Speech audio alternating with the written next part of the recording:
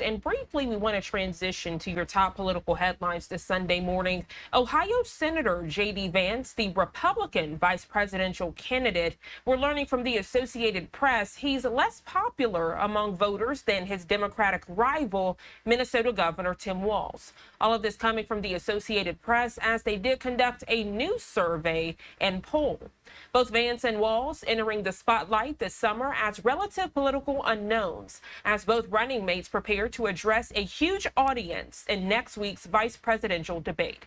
Democrats are more positive about Walz and VP Harris than Republicans are about Vance and former President Trump.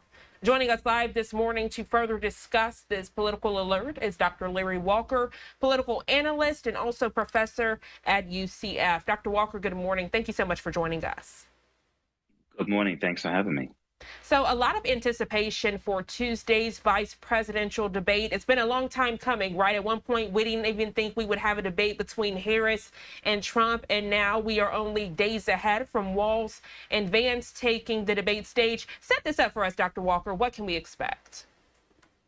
I think you highlight some really important points. We weren't sure if we would get a Harris-Trump debate. And here we are not long after that first and looks like the only debate that they'll have. We finally have the Walz and Vance debate, which is, it's really interesting. You just highlighted some key data points we've seen since, Senator Vance has become the selection for vice president.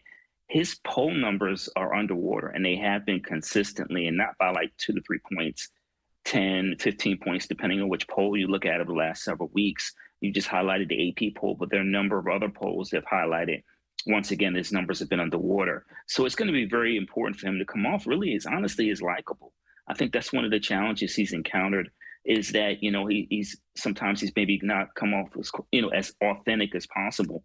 And we've seen some of these unusual interactions. And, when it comes to visiting small businesses, we just saw this past weekend. So he's, like I said, he's going to have to come off authentic. And Governor Walz may have to answer some questions about some of the things that happened while he was governor. I'm quite sure there'll be some attacks on, like I said, his leadership ability. And also we've heard since he decided, VP Harris decided that he would be the nominee, we've heard a lot of conversations about his military service. So I'm quite sure that's another issue that will come up.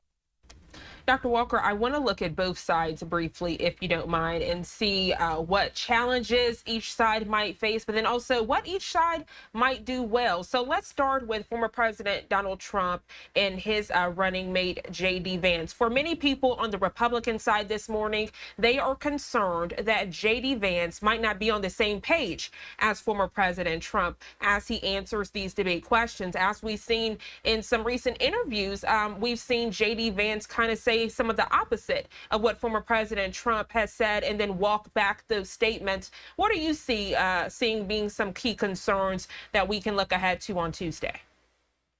He has to stay on message, and that's really, I think, the important point you're highlighting.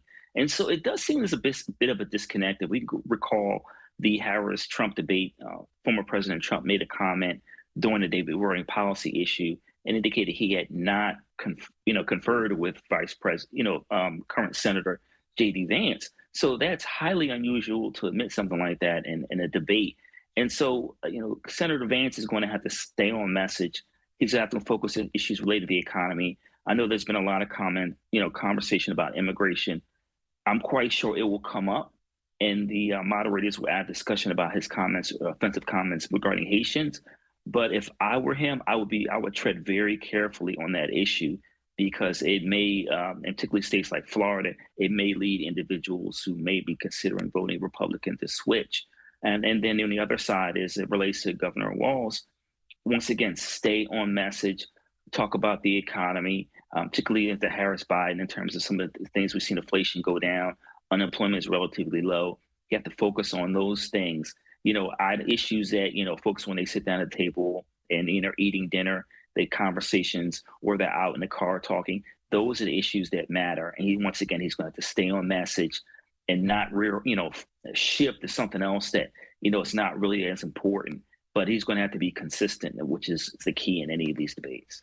You beat me to it, Dr. Walker. I was just about to say, I also think that what Walz and Harris will need to do for Walz to shine is we've kind of seen how Harris has kind of latched on to Biden, for lack of better words, and taken his wins as her wins, as we've seen her in this running to the White House. But I've heard from some political commentators, and I'd love to get your scope on this. They are saying that Walz might need to do the opposite during this debate. You won't want to see him possibly say that a Harris win for the economy is his win for the economy, because for many viewers this morning, regardless of party lines, they don't feel the economy is in the best shape. I'd love to get your perspective on that. Yeah, I think this is an important point. I think that, we look at the economy, even crime. We saw the recent FBI statistics came out. We see that violent crime is down dramatically. So that's one issue, but also as relating to the economy. As I said a few minutes ago, inflation is down and the stock market is booming. So when we talk about, some of the metrics that relates to the U.S. economy, unemployment is relatively low. The economy is doing well, considering we're just a few years after, a once in a lifetime pandemic.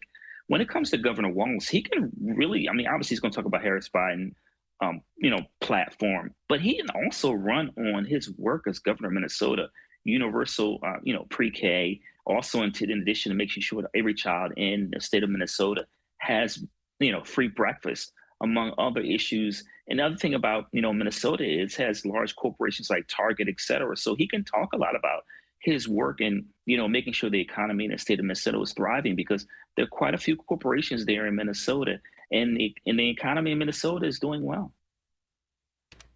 Now, we just looked at some of the struggle points, Dr. Walker. I want to focus on the positive now. If we look at the Republican side, and many people feeling this morning that as relates to the economy, as I just mentioned, that Vance might do well on that front. But also when we discuss international relations, the Israel-Hamas war, the conflict with Hezbollah out in Lebanon, they feel he will shine on that front. But if we look at the other side with Walz, many people feel like he will be able to connect to the everyday man and woman. They feel like he is someone that is conversational, that is relatable. And then if we look back to, his introduction, right, the night of the Democratic National Convention, I don't think there was a dry eye in sight as he and his son had that human moment where his son pointed at him on the stage and was like, "That's my dad." What do you see being the winning points for either side on Tuesday?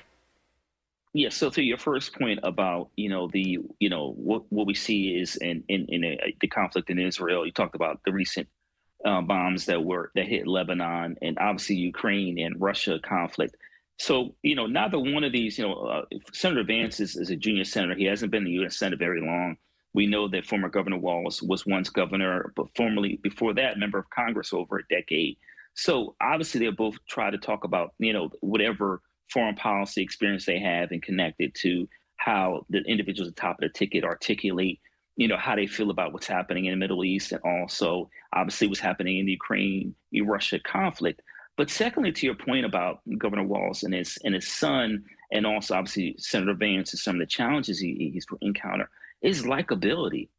That's what it really comes down to. The two things that come down to the VP is someone who seems confident and likability. And so both, individuals going to have to, it's going to be very important, not only to obviously have policy issues, but come across as someone that, you could sit down and have a nice conversation with, or someone you run into the supermarket with and you feel comfortable talking with. And so I think that's really important for people to keep in mind as it relates to this debate. Policy issues will obviously be front and center, but also, once again, when people are watching it, do they feel comfortable with this individual having to ascend to presidency if something happens to the candidate? And then secondly, did this, like I said, does someone seem like I could get along with and easy to talk to? Dr. Larry Walker, always a pleasure having these candid political conversations with you here on Live Now from Fox. Thank you so much for joining us. I hope you enjoy the rest of your Sunday. Thanks for having me.